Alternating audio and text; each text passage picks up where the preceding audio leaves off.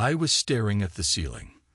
That one faint crack in the plaster, slender, jagged, looked like a knife carved into pale skin. I don't know how long I'd been lying there, hands locked behind my head, feeling my own pulse in my temples. Could have been 10 minutes, could have been an hour. My breath sounded too loud in the silence, and the weight in my chest, like somebody had set a suitcase on top of me, refused to let me sit up. I breathed in again, closed my eyes for a second, and tried not to think about her. About Christine. About what I'd seen. But it was always there, just behind my eyelids, waiting to swallow me the moment I let my guard down. I remember that day so clearly, even though my mind was half numb. She was home later than usual. The faint scent of unfamiliar cologne clung to her clothes, definitely not mine, and the way she avoided my gaze when she stepped into the kitchen told me volumes. I asked her something trivial, maybe if she wanted dinner. She nodded, not meeting my eyes, and I got that sick feeling in my gut again. My name is Jake Carter, I'm 47, and I once thought I knew everything about being a husband and father. But at that moment, I realized how little I understood about what was happening under my own roof. I could hear my son's voice upstairs. He was probably talking to a friend on the phone or messing around on social media.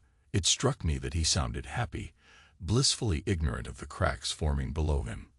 The memory slithered into my mind like a serpent. Christine's new perfume, only it wasn't hers, or at least it wasn't from me. The way her hair had a different shine to it. The hushed phone calls that ended when I walked into the room. And last week, that slip of the tongue at the dinner table, her laughter that felt forced, her remark about money being controlled by me. The rest of the family, including me, had laughed in confusion, but I recognized that undercurrent of tension in her voice. A tension that said, I'm done, I'm out, I'm already gone. I'm not the kind of man who shouts or smashes plates. That night, while I fixed myself a whiskey, I tried to figure out what to do. I didn't say a word to her, and she didn't offer any explanation. She just disappeared into the bedroom, phone in hand, and shut the door. Normally, I'd have followed, maybe tried to talk, but I was frozen with that swirling mix of rage, heartbreak, and a weird sense of betrayal that spread through my veins like a slow poison. For a moment, I stared at the closed door.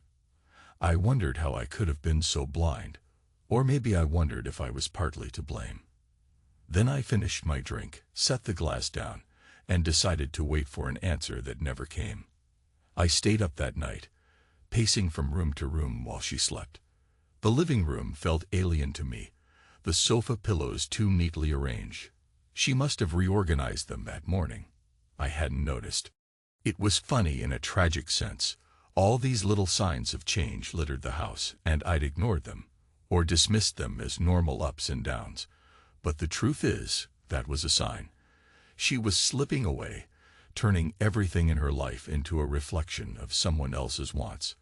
Then at some point I found myself back in bed, lying on my back, eyes wide open, staring at that damned crack in the ceiling. I forced myself up to sit. My shoulders ached. In the half-light, I could see her lying there next to me, her silhouette motionless. I whispered her name, Christine. No reaction. Maybe she was asleep. I whispered it again, and she didn't stir. So I got up and walked to the bathroom, flipped on the cold fluorescent light, and closed the door. That's when I saw my own reflection in the mirror, pale, exhausted, eyes rimmed with red. There was a time, years ago, maybe in my early 30s, when I had a spark in my eyes.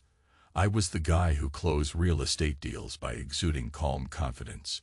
Now, all I saw was a man unraveling, clinging to the last threads of a life he thought he had secured. The next day, I had to go to the office. Our real estate firm was in the middle of a huge negotiation with prospective buyers from overseas, and I needed to present final numbers.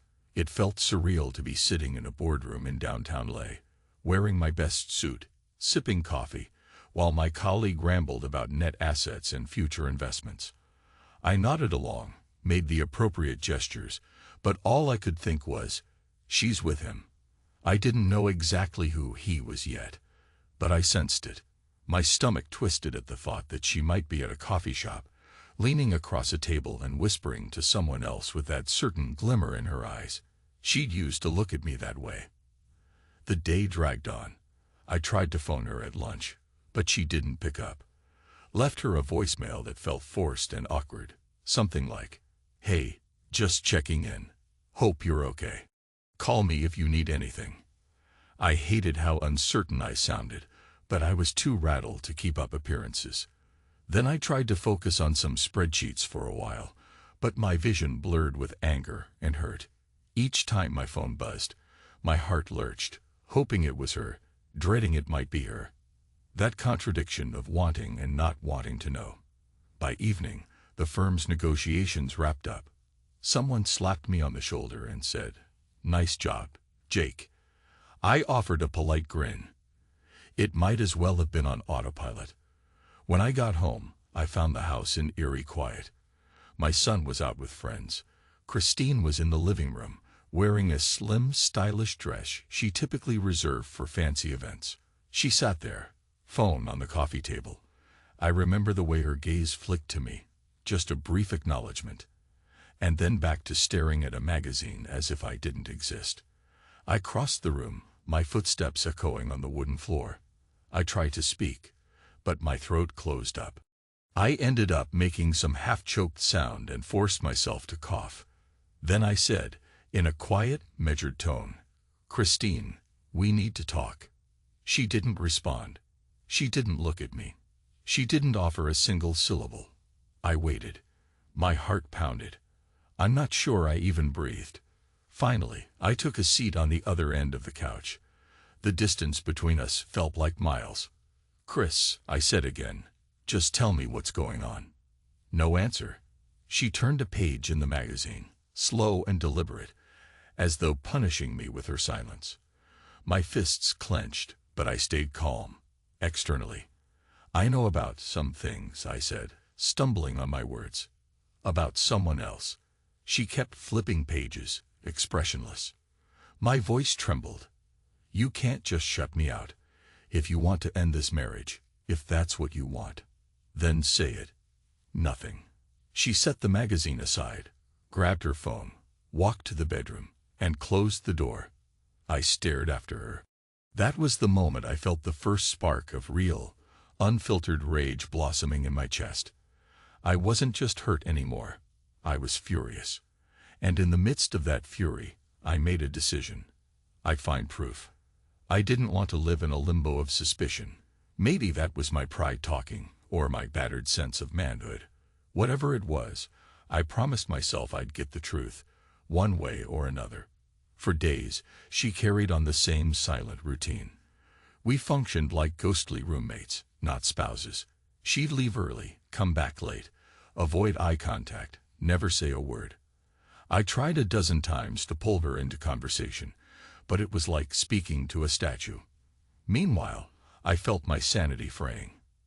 At night, I'd lie awake, staring at the ceiling or out the window, asking myself, do I deserve this?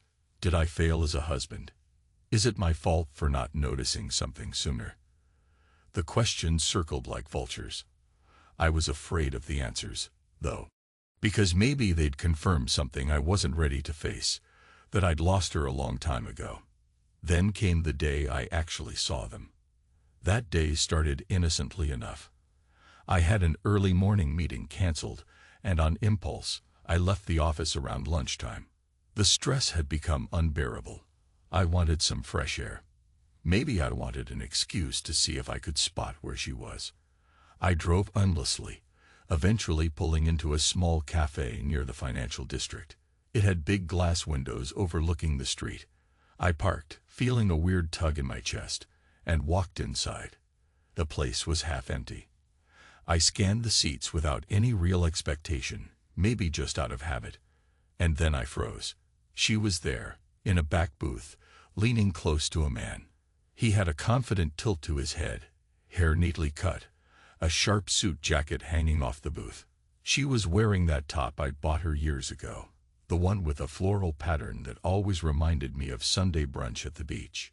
And she was smiling at him, that warm, inviting smile that once was mine. My throat went dry.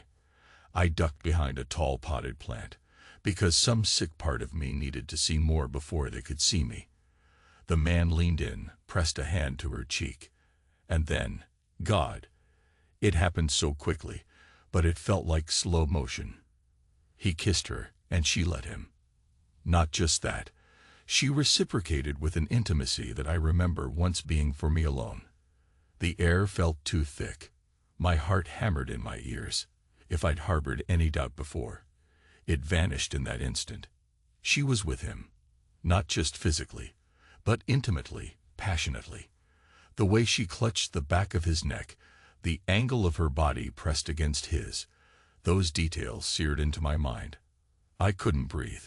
My hands trembled, half wanting to storm over and tear him away from her, half wanting to vanish. Instead, I just stood there, pinned by a force stronger than reason.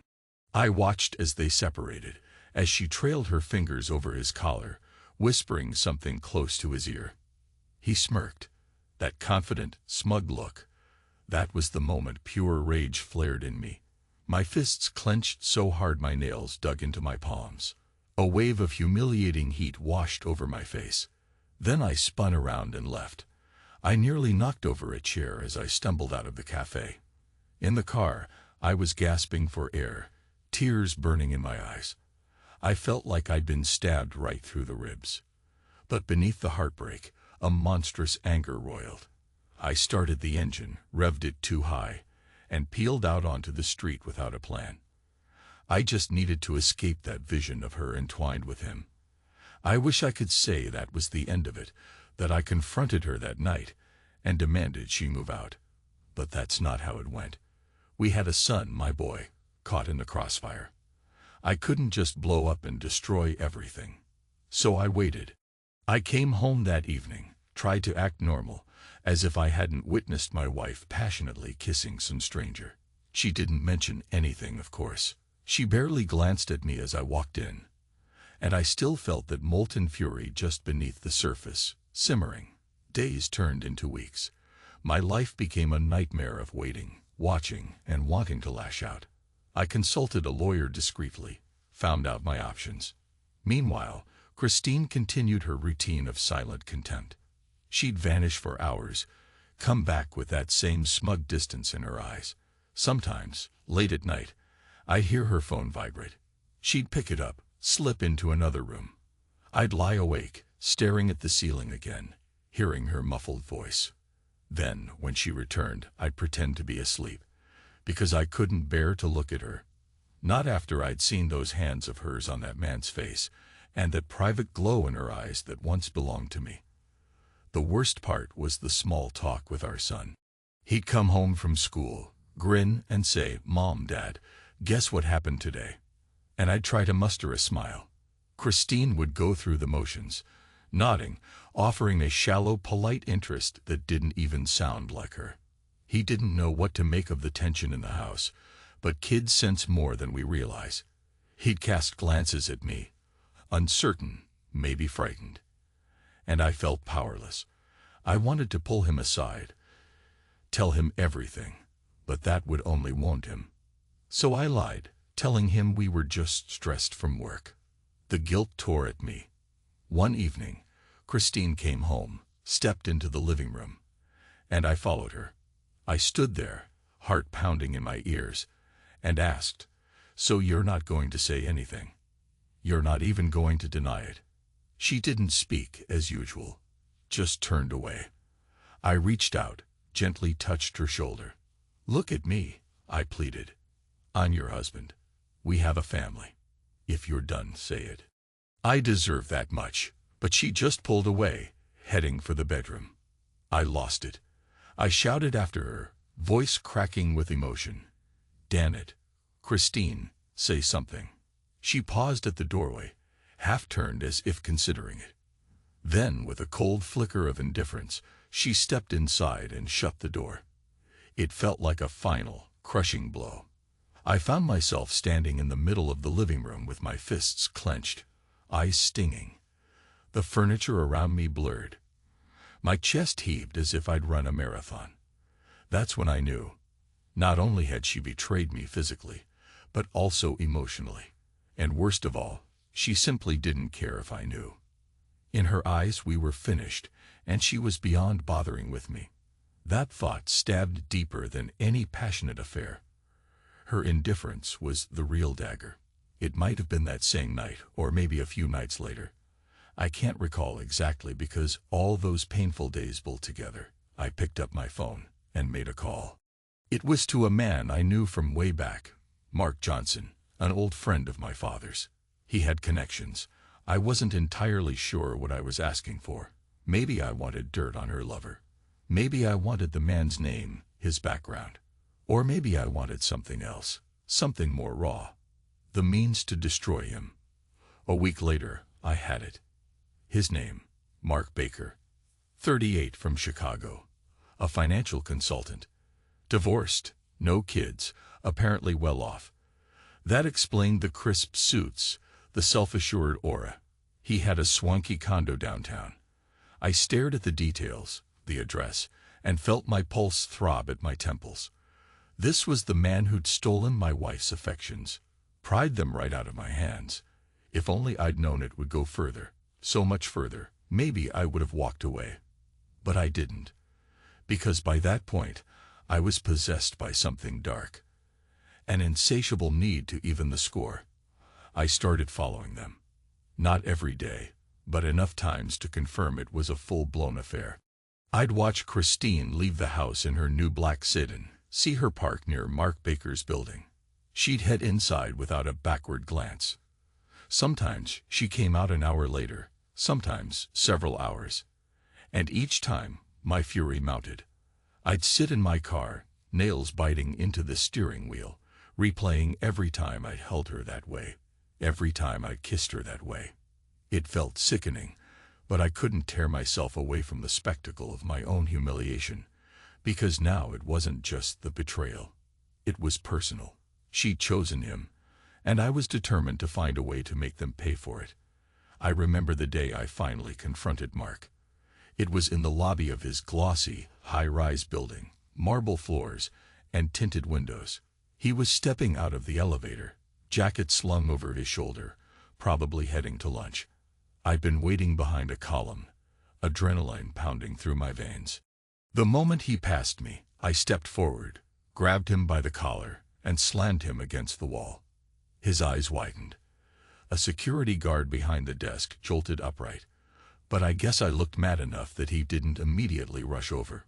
Mark tried to shove me away, but I held him pinned, trembling with rage. "Do you know who I am?" I hissed. He recognized me, or at least realized something was up. "Hey man," he started. "Calm down, okay? We can talk." I cut him off with a snarl. "Talk? Don't feed me your bull. You're sleeping with my wife." He opened his mouth, probably to deny it, but I pushed him again. "Don't. I've seen you too. I know exactly what's going on."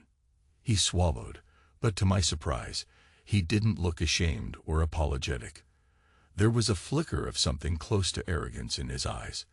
"Look, I don't want any trouble," he said. But the way he said it, like he was humoring a child, made the blood roar in my ears.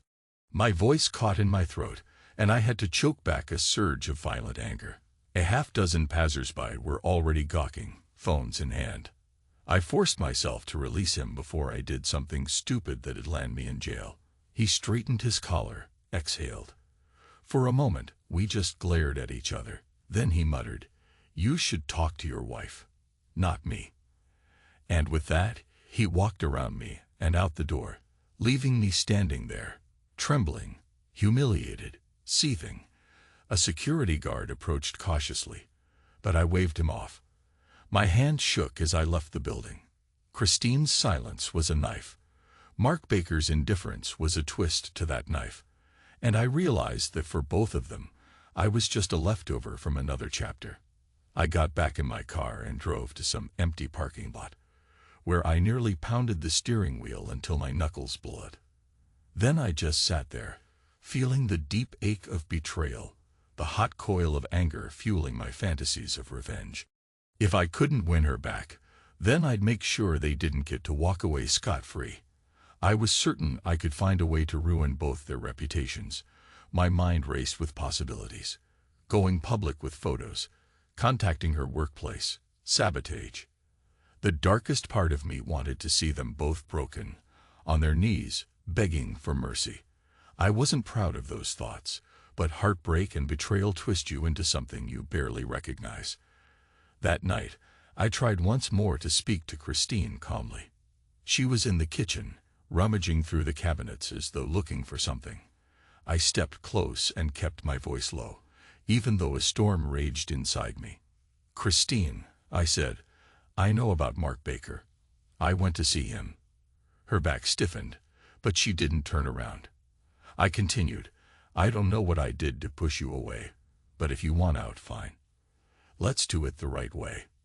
Let's talk, at least for the sake of our son. Don't just freeze me out." Nothing. She opened a cabinet, took out a windlass. I heard it clink against the counter. My pulse hammered. "Damn it, Christine," I breathed. "Look at me." She poured herself wine, then took a measured sip, her posture perfectly composed.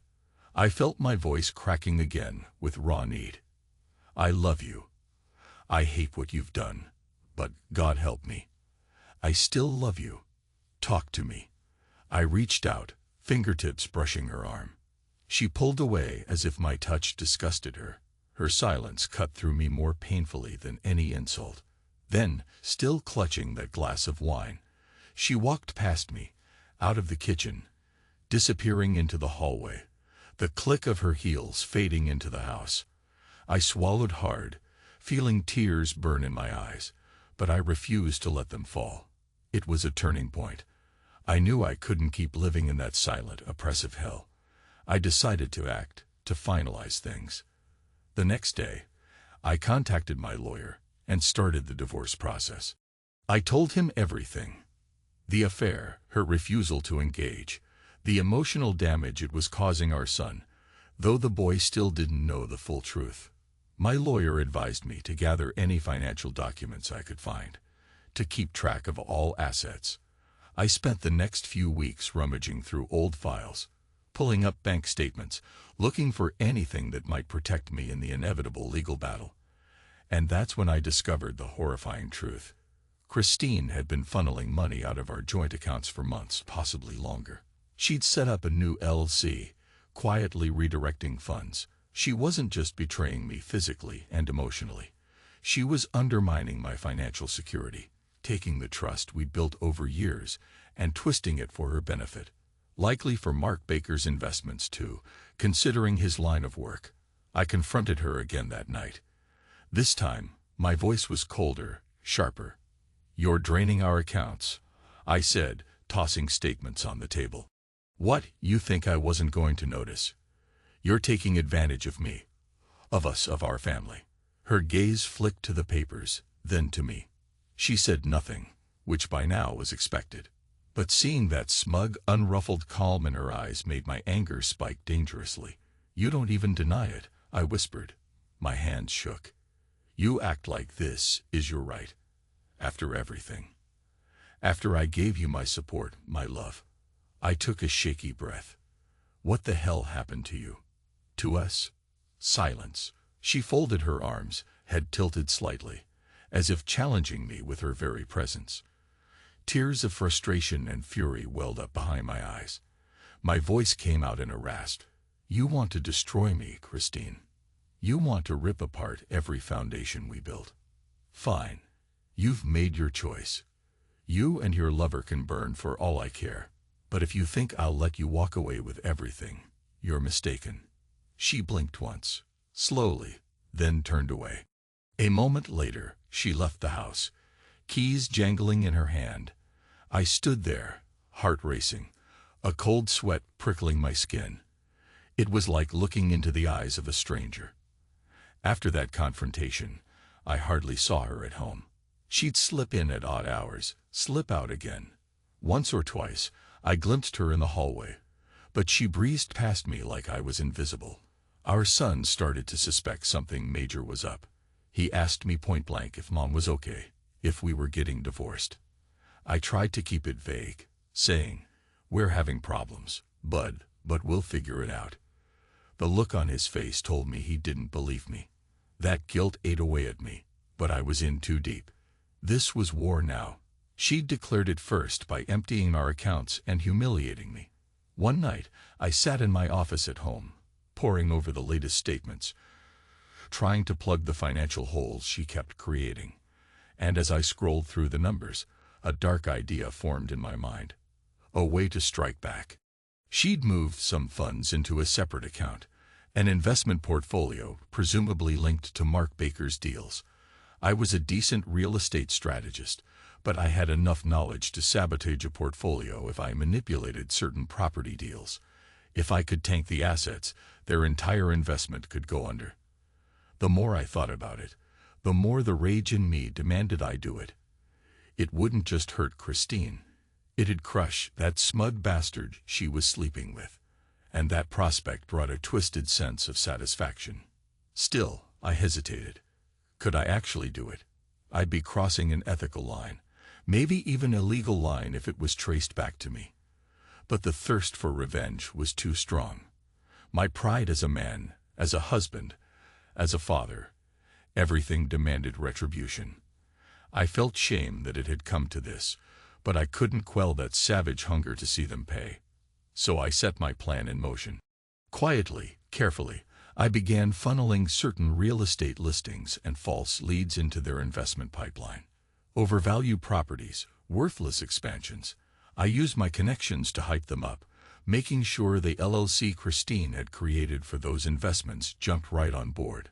My heart pounded with a furious, unholy thrill as I watched them sink thousands, tens of thousands, maybe even more, into these ticking time bombs. Weeks passed. I kept one eye on Christine, one eye on the slow-burn sabotage I'd engineered.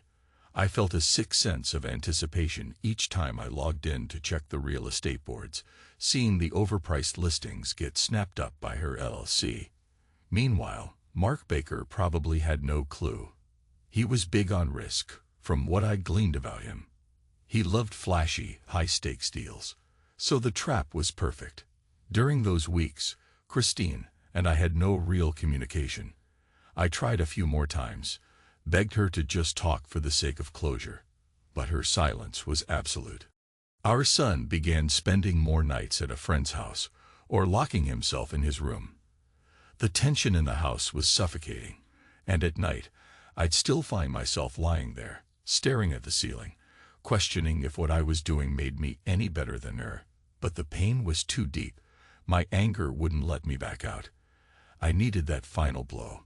The meltdown came one afternoon when I knew the worthless properties were about to default. Mark Baker started frantically calling Christine. I was home, and she was in the living room. Her phone rang, buzzed with urgent messages. She stared at it, then at me, almost as if she knew I was behind this fiasco. And for a fleeting second, I saw a flicker of genuine fear in her eyes. My heart pounded in triumph. Finally, I thought, something got to her. She grabbed her car keys, stormed out, presumably heading to Mark's place to handle the crisis. I followed. I had no shame at that point. I wanted to witness the fallout. I tailed her car all the way downtown, to a slick high-rise. She took the elevator up, and I managed to slip in behind her without her noticing, thanks to a group of chatty employees. On Mark's floor, I lingered behind, waiting for her to knock. She went in, but the door didn't fully latch behind her, so I crept closer, listening. Their voices were muffled. I heard him shouting, "How the hell did you let this happen, Christine?" She hissed something back, her tone urgent, but I couldn't make out the words. Then came the crash of something hitting a wall. I flinched. My breath caught in my throat. I inched the door open a crack, just enough to see. Mark was pacing, raking his hand through his hair. She stood near the window, arms folded across her chest. The city skyline stretched behind them like an indifferent witness. She tried to speak, But he cut her off with a frustrated wave of his hand. I saw in his eyes the same arrogance, but now tinted with panic. I slipped inside, footsteps silent on the plush carpet. They were too absorbed in their confrontation to notice me. "This is tens of thousands. No, hundreds of thousands. Christine," Mark barked. "We're on the hook for worthless properties. How could you not see this was a scam?" She tilted her head, lips pressed tight in silent challenge. He threw up his arms, cursing. "I swear, this is your money, not mine. I'm not bailing you out." My chest heaved. A twisted satisfaction coiled in my stomach. Then Christine turned her head slightly, and her gaze landed on me. Her eyes widened for a heartbeat, but she didn't scream, didn't speak. She just stared. Mark followed her line of sight, and the moment he saw me, his face contorted with anger and confusion. "What the?" I stepped forward, voice low. "Is this a bad time?" My tone dripped with sarcasm, but my heart hammered like a war drum. I saw the shock flicker in Mark's eyes, then the realization, then the fury. "You," he hissed. "You son of a—" He lunged, grabbing me by the shirt. I stumbled back, hooking an arm around his as if to block a punch. We grappled, knocking against a glass side table that shattered on impact. Christine flinched but made no move to stop us. She just stood there, arms wrapped around her torso, as though the house of cards around her was collapsing in slow motion. I wrenched myself free. Mark's breath came in ragged bursts, and I felt a cut on my forearm from a shard of glass. He looked ready to come at me again. My adrenaline surged, and I snarled, "I told you not to mess with me." He swung a fist, grazing my jaw. Pain exploded in my face, but I gritted my teeth. "You took my wife," I spat. "My family, my money. Did you really think I'd just roll over?" He sneered, rubbing his knuckles. "She came to me, pal. That should tell you everything about what you lack." That smug tone nearly caused me to snap again, but I bit back a furious retort. Instead, I turned to Christine, my breath hitching. She stared at me with an unreadable expression. I spoke through clenched teeth, fighting the urge to scream. "Why?" My voice trembled. "Just tell me why." She remained mute. Mark glowered, frustration twisting his features, but he said nothing else. Then, in that tense silence, I noticed the phone on the coffee table lighting up with endless notifications. The meltdown was happening in real time. Worthless properties sold at inflated prices, deals turning sour, the entire enterprise going under. My heart hammered with vindictive triumph. I was about to say something cruel, to unleash every ounce of venom I'd bottled up. But then I glanced at Christine's face, saw the blank emptiness in her eyes, and something inside me cracked. I realized I was done. There was no going back. This was the end. The heartbreak, the betrayal, the hatred. I'd let them devour me. And for what?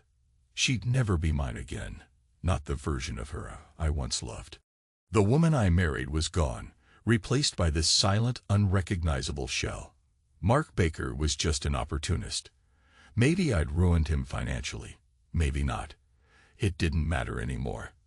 I felt a hollowness open up in my chest. Shaking with adrenaline, I turned and left, ignoring Mark's angry curses and Christine's impassive stare. I stumbled into the hallway, jabbing at the elevator button repeatedly. When the doors finally slid open, I collapsed against the cool metal walls, my pulse thundering. My jaw ached from where he'd hit me, and my forearm was slick with blood. But I barely felt it. Inside, I was numb. I wish I could describe the final confrontation at home, but there wasn't one. I got back to the house, gathered some clothes, stuffed them into a suitcase. My son was at a friend's place, probably for the best. I didn't want him to see me in that state. Christine came in hours later, after midnight, found me in the living room with my suitcase by my feet. I stood there, facing her, searching for one last sign of regret or sadness in her eyes, but found nothing. "I'm leaving," I said, my voice shaking. She didn't move, didn't speak. I'll reach out through a lawyer. You'll get your divorce. You'll get everything you want, I guess. A harsh, joyless laugh escaped my throat, including whatever's left of my dignity. Still, she said nothing. Her silence was a final slap in the face, a reminder of all the nights I'd stared at her, begging for some form of acknowledgement. It was over. The woman I once adored was gone. And so, with my heart in pieces, I carried my suitcase outside. I remember looking up at the sky, the stars hidden by the glare of the city. The cool night air stung my cut, but I welcomed the pain. In some twisted way, it grounded me, reminded me I was still alive, still capable of feeling. I drove away, not knowing exactly where I'd sleep that night. I just knew I couldn't stay. The house we'd shared had become a mausoleum of our dead marriage. As I merged onto the highway, a flood of memories assaulted me. The day we moved into that place, the nights we used to cuddle on the couch and watch old movies, the times she'd run her fingers through my hair and whisper that she loved me. And in the rearview mirror, I saw only darkness. My phone buzzed at one point, but I ignored it. It could have been my lawyer, it could have been Mark, or it could have been something else entirely. None of it mattered anymore. My mind replayed that final image of Christine's face, empty, distant, uncaring. That was the worst wound. The knowledge that she felt nothing, that she offered me no explanation, no apology. She'd taken my trust, my security, my sense of self, and tossed them aside without a word. I exited the freeway, found a cheap motel with a flickering neon sign. The clerk barely glanced at me as I checked in. The room smelled of stale cigarettes and cheap disinfectant. But at least it had 4 walls and a bed. I sat at the edge of the mattress, letting the silence fill my ears, letting the adrenaline drain from my body until I shook with cold. Finally, I breathed, letting out a choked sob that felt like it tore my lungs apart. For a moment, I considered driving back. Maybe to see my son, to hold him, to pretend everything could still be normal. But I knew that was impossible. Christine's choice had slammed the door on that. And in my mind, I heard an echo, the scornful laugh of that man, Mark Baker, the savage satisfaction of my petty vengeance, the glass shattering beneath our feet. I realized I'd destroyed a piece of myself in the process, and it might never heal. I don't know how many hours I sat there, staring at the peeling wallpaper. Eventually, the first hints of dawn crept through the blinds, painting the stained carpet in a pale blue glow. My eyelids burned with exhaustion. And still, I couldn't stop seeing that cafe scene. Her lips on his, her body leaning into him, the soft moan I'd heard from across the room. I shuddered. Betrayal has a taste. It's bitter and metallic, like fear. Somehow, I must have dozed off. When I woke, it was late morning. My phone had multiple missed calls, from my lawyer, from a friend at work, from an unknown number. My head pounded. I splashed water on my face in the tiny bathroom, avoiding my reflection. I didn't want to see the bruises or the haunted look in my eyes. Then I checked out, loaded my suitcase into the trunk, and just drove. Part of me considered heading east, back to Dallas, where I was born.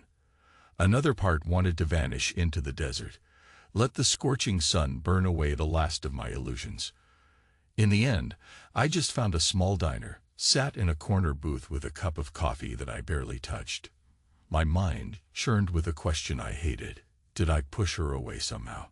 Did I fail her so deeply that she'd turned to a man like Mark Baker and never even offered me a goodbye? I realized no matter how much I'd wanted an answer, it didn't matter now, because the silence spoke louder than words. She'd chosen her path, and I had no place in her world anymore. My phone buzzed again, my lawyer. I let it go to voicemail. I'd deal with the legal fallout soon, get the divorce finalized, sort out the finances. I'd do everything society expects of a betrayed husband. But in that moment, I just stared out the diner's window, watching cars pass on the highway, the world carrying on as if nothing had happened. People going to work, going home, living their ordinary lives. And me, in here, carrying a heartbreak that felt like it would never mend. I remembered how Christine used to laugh at my jokes, how she'd press her hand to my chest and say, "Jake, you worry too much." I tried to summon that memory, and tears threatened to fall. But I swallowed them back. My voice was gone. I felt so hollow, my throat tight and sore from choking on too many emotions. Still, I knew I had to keep moving. I had a son. I had to be strong for him, no matter how broken I felt. I wasn't going to let Mark or Christine take that away from me. Maybe I'd lost the fight for my marriage, but I wouldn't lose everything. My boy deserved better.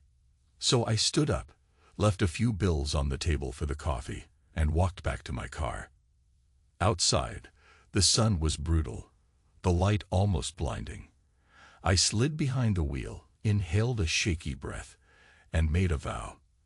I'd sign the papers, let her go, and start over.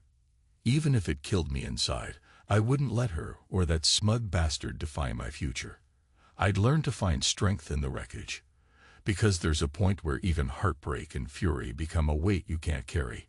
You either break under it, or you walk away. I turned the key in the ignition, and the car rumbled to life. For a moment, I just sat there, feeling the wheel under my palms, listening to the hum of the engine. Then, one last time, I let my mind picture Christine's face, the face she had years ago, when she loved me, or at least when I believed she did. The memory shimmered like a ghost, then faded. I eased onto the highway, rolling toward an uncertain future, but away from the woman who no longer cared. The anger was still there, along with a lingering, aching tenderness I couldn't erase. Yet as the miles stretched before me, I realized that the cold finality of it was also a kind of release. I might never get my answers, but I was done living in that silent house of betrayal. Maybe that was the closest thing to peace I'd find. In the rearview mirror, the city shrank behind me. The road ahead was endless, and in my chest, a dull ache pulsed in time with my heartbeat. I wasn't sure who I was anymore, husband, father, or just a wounded man on a road to nowhere. But I pressed down on the accelerator, letting the city's silhouettes disappear. I could almost feel the tension uncoiling from my shoulders, replaced by a deep, slow burn of sorrow and relief intertwined. The sun climbed higher, scorching the horizon. I kept driving, not looking back. And that, I suppose, was the end. No fireworks, no dramatic confrontation. Just me, leaving everything behind. Her, the man she betrayed me with. And the silent, gaping wound in my chest. Because sometimes the only way to survive a betrayal that cuts this deep is to walk away and never return.